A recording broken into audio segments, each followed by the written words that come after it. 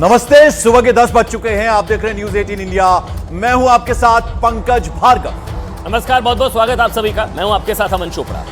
2024 लोकसभा चुनाव का 5वां चरण, आज 6 राज्यों और 2 केंद्र शासित प्रदेशों की 49 सीटों पर वोट डाले जा रहे हैं। और सुबह 9 बजे तक अगर हम वोटिंग परसेंटेज की बात करें अमन, तो 10.28% मतदान हुआ है। बंगाल में सबसे ज्यादा डबल डिजिट में 15.35% वोट पड़े हैं, जबकि महाराष्ट्र की बात करें तो वहां सबसे कम है, 6.33 मतदान हुआ है अभी तक।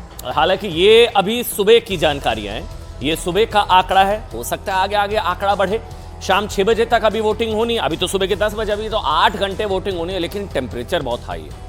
मतलब जबरदस्त गर्मी पड़ रही है, जबरदस्त दिक्कत है। लेकिन लास्ट चरण की अगर हम बात करें, चौथे चरण की अमन, तो वो सरप्राइजिंग था थोड़ा। और खासतौर पर अगर हम श्रीनगर की बात करें, घाटी में 40 साल बाद एक तरह से, अगर वैसे तो 96 से अगर देखें तो 40% थी, वो बहुत अच्छी, वो कम से कम एक सुखद बात थी। अभी तो कल ही ऑर्डर आया डीएम साहब का। नोएडा में छुट्टियां, स्कूलों में जगह जगह स्कूलों में गर्मियों की छुट्टियां हो चुकी है। पारा 46-47 पता नहीं कहाँ पहुंच रहा है। उस हिसाब से देखा जाए तो अब ये जिम्मेदारी भाई आप लोगों की है। मतलब आप लोगों को घरों से बाहर निकलना है, आप लोगों को मतदान करना है, क्योंकि घरों से बाहर निकलना जिम्मेदारी है। मताधिकार करना आपका बहुत जरूरी है, क्योंकि फिर बाद में नहीं कहिएगा कि भाई इसकी सरकार बन गई, उसकी सरकार बन गई। अभी आपके पास मौका है, ये मौका है, तो इस मौके को गंवाइए मत। घर से बाहर निकलिए, गर्मी है, लेकिन इलेक्शन कमीशन ने भी बराबर इंतजाम किया है। पानी का इंतजाम है, वाटर कूलर्स लगे हैं, पंखे वहां पर हैं, कई जगह तो कूलर्स भी हैं, तो वो ध्यान रखा गया। लेकिन आप जरूर अपने मत का प्रयोग कीजिए, क्योंकि लोकतंत्र का यह महापर्व है और इसमें आपकी हिस्सेदारी, आपकी भागीदारी होगी तो आपकी पसंद का नेता आप चुन पाएंगे। तो जैसा हमने बताया, महाराष्ट्र में सबसे कम वोटिंग परसेंटेज सुबह 9 बजे तक, पश्चिम बंगाल में सबसे ज्यादा। उसके अलावा बिहार की बात करें 8.86 और झारखंड में डबल डिजिट में 11.68% मतदान हुआ है। जम्मू कश्मीर अगर बात करें तो 7.63% और लद्दाख में भी आज वोटिंग हो रही है। सुबह 9 बजे तक 10.51% वोट वहां पर पड़े। यूपी में 13%, उत्तर प्रदेश में 13%, ओडिशा में सुबह 9 बजे तक 7% मतदान हुआ है इस फेज में। अच्छा सुनिए नाम कौन कौन से हैं, वो बहुत जरूरी है भाई। राजनाथ सिंह, उनकी सीट पर वोटिंग। स्मृति ईरानी, उनकी सीट पर अमेठी, जहां से राहुल गांधी चुनाव नहीं लड़ पाए, बीजेपी कह रही है। किरण छोड़दास भाग गए अमेठी छोड़कर। पीयूष गोयल, क्योंकि मुंबई की 6 सीटों पर, और ये इतिहास है पंकज, पिछले 4 चुनावों में जिसने मुंबई जीती उसने केंद्र पर राज किया। जिसने मुंबई जीती है उसने केंद्र पर। 6 सीटें हैं। यूपीए ने पहले जीती थी, वो 5-1 था, फिर उसके बाद 6-0 हुआ, फिर 14 और 19 में 6-0। बिल्कुल। और अगर मुंबई की हम बात करें तो आज हम देख रहे हैं काफी सारे सितारे, सुबह से हमने देखा है कि वो अपने मत का प्रयोग कर रहे हैं। जो यूथ है उनके लिए जानवी कपूर, उनका चेहरा उनको देखने को मिला, राजकुमार राव, और ये यानी अनिल अंबानी, इंडस्ट्रियलिस्ट की अगर हम बात करें, उन्होंने भी अपना मतदान कर दिया है। अक्षय कुमार नजर आ रहे हैं, अक्षय कुमार तस्वीरों में नजर आ रहे हैं, सुपरस्टार हैं वो, उन्होंने भी अपने मत का प्रयोग कर दिया। पीयूष गोयल खुद अपना मत का प्रयोग करने पहुंचे थे। वायनाड से सांसद राहुल गांधी भी रायबरेली से चुनाव लड़ रहे हैं, तो एक बड़ा चेहरा रायबरेली इस बार उन्होंने चुना है। 2014 में उन्होंने शानदार तरीके से जीत हासिल की थी अमेठी में, लेकिन 2019 में स्मृति ईरानी ने लगभग 50,000 वोटों से उन्हें हरा दिया था।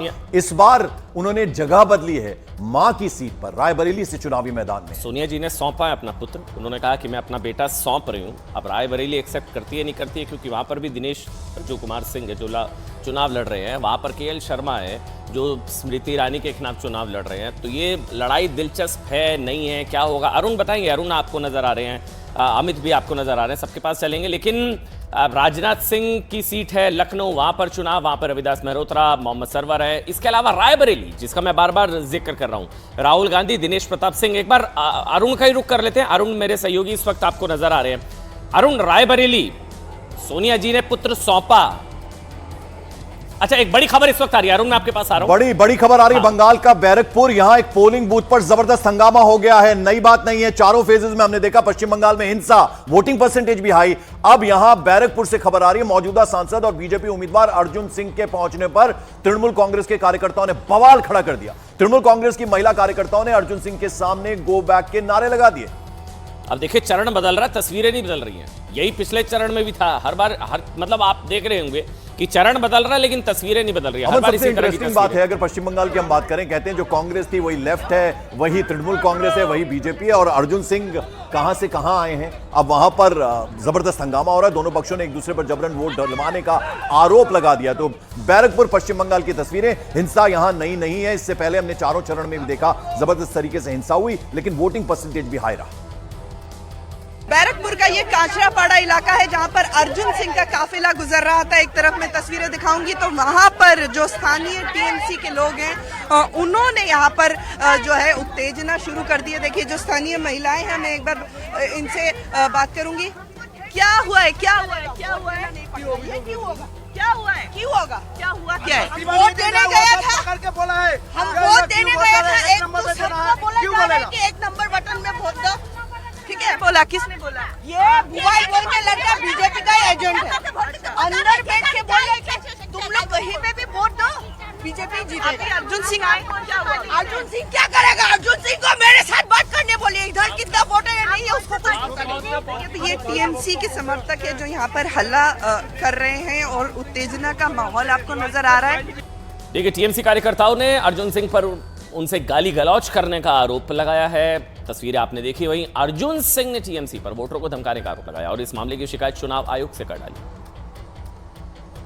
दादा को बोलते हम दादा, अरे हम अपने दादा जा रहे थे गाड़ी से लेके चाप दिया, उतर के अर्जुन सिंह गाड़ी दे रहा। हाँ, टीएमसी करते हैं। तो बैरकपुर की हमने बात की, इस बीच बंगाल का हुगली है, यहां आरामबाग इलाके में भी हिंसा की खबर आ रही है। तृणमूल कांग्रेस का आरोप है कि बीजेपी से जुड़े लोगों ने उनके 3 कार्यकर्ताओं से वहां मारपीट कर दी है। टीएमसी का दावा है कि उनका एक कार्यकर्ता बुरी तरह से घायल भी हो गया है। उधर आपको बता दें लोकसभा चुनाव के 5वें चरण का मतदान जो है वो जारी है, लेकिन ये खबर एक बार ये तस्वीरें भी आप देख रहे हैं, कई कार्यकर्ता जख्मी भी हुए हैं। टीएमसी के 3 कार्यकर्ता दावा है कि वो जख्मी हो गए हैं, झड़प हुई, हिंसा हुई, हिंसक झड़प हुई है, सर पर पट्टियां बंदी आपको नजर आ रही है, हिंसक झड़प हुई है 2 जगह, बैरकपुर और साथ साथ हुगली की तस्वीरें दिखाई। तो जरा अब अरुण सिंह का रुख करते हैं जो कि जरा राजनाथ सिंह की पहले तस्वीरें आ रही हैं, आप देख रहे हैं आज उनके लिए भी मतदान हो रहा है। लखनऊ में कैंडिडेट हैं वो, हमारे सहयोगी अमित सिंह इस वक्त वहां हैं। अमित, हम तस्वीरों में देख रहे हैं राजनाथ सिंह। जी हाँ बिल्कुल, देखिए अलर्ट जारी हो गया और मैं आपको तस्वीरों में यहाँ पर दिखाना की कोशिश करता हूँ कि किसी भी वक्त यहाँ पर राजनाथ सिंह पहुंच सकते हैं। डिफेंस मिनिस्टर है, जाहिर तौर पे वो अपने घर से बाहर निकल चुके हैं और यहाँ पर अलर्ट जारी कर दिया गया है। जैसे ही वो यहाँ पर मतदान करेंगे, पूरे परिवार के साथ यहाँ पर आ रहे हैं, वो होंगे, उनके बेटे नीरज होंगे और उनका पूरा परिवार होगा। और जैसे ही वो यहाँ पर मतदान करेंगे पूरा परिवार, उसके बाद आकर यहाँ पर मीडिया से रूबरू होंगे, वो बाइट देंगे।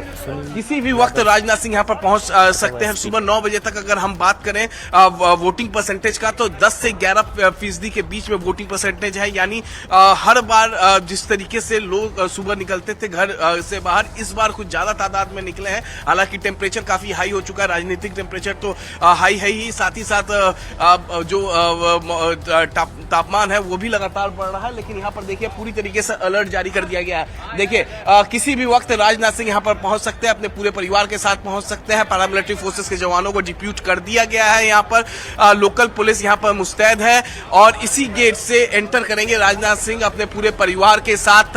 और किसी भी वक्त अमन और पंकज, किसी भी वक्त राजनाथ सिंह, बिल्कुल वो तस्वीरों के लिए हम आपके पास जरूर आएंगे। किसी भी वक्त राजनाथ सिंह पहुंच सकते हैं, जैसा कि बता रहे हैं हमारे सहयोगी अमित सिंह। अब जरा घाटी का रुख करते हैं। 5वें चरण की 49 सीट्स पर सुबह से मतदान जारी है। उधर बारामूला, ये जो मतदान केंद्र है यहाँ का, वहां की जो तस्वीरें सामने आ रही हैं, वहां लोगों में वोट डालने का उत्साह साफ नजर आ रहा है। लोगों की लंबी लंबी कतारें लगी हुई हैं। अमन, ये बहुत सुखद तस्वीर हमने पिछले चरण में भी देखी थी, ये बहुत ही अच्छी चीज है। घाटी में लोगों में जबरदस्त उत्साह देखने और देखिए ना, लाइन देखिए आप कितनी लंबी है, मतलब खूबसूरत तस्वीर। आज की सुबह की सबसे प्यारी, सबसे खूबसूरत तस्वीर, हमारा जन्नत, हमारा कश्मीर। और देखिए कितनी प्यारी तस्वीर है आज की, 370 हटने के बाद, और एक तरीके से ये तो 40 साल बाद इस तरह का मतदान जो है। लेकिन सवाल उठ रहे हैं कि भाई अगर सब कुछ ठीक है तो बीजेपी की कैंडिडेट क्यों नहीं है? उस पर जवाब लेंगे। हमारे साथ हमारे पॉलिटिशियंस जुड़ने वाले हैं, उनसे जरा नेता है, उनसे इस बारे में जरूर पूछेंगे। लेकिन उमर अब्दुल्ला, सज्जाद गनी लोन, इनका आपस में वहां मुकाबला है। और रिफत हमारे सहयोगी, उन्होंने वहां पर लोगों से बातचीत की, जरा सुन लेते हैं। बारामूला लोकसभा सीट पर पोलिंग का सिलसिला जारी है। मैं इस वक्त अगरी कलान में हूं, ये बारामूला का एरिया है और यहाँ पे आप देख सकते हैं कितनी लंबी लंबी कतारें हैं। यहाँ पे महिलाओं की एक बड़ी तादाद निकली है वोट देने के लिए और ख़ासतौर से हम देख रहे हैं इन कतारों में नौजवानों की तादाद भी बहुत ज़्यादा है। इस बार बहुत सख्त मुकाबला है। Former chief minister Omar Abdullah का मुकाबला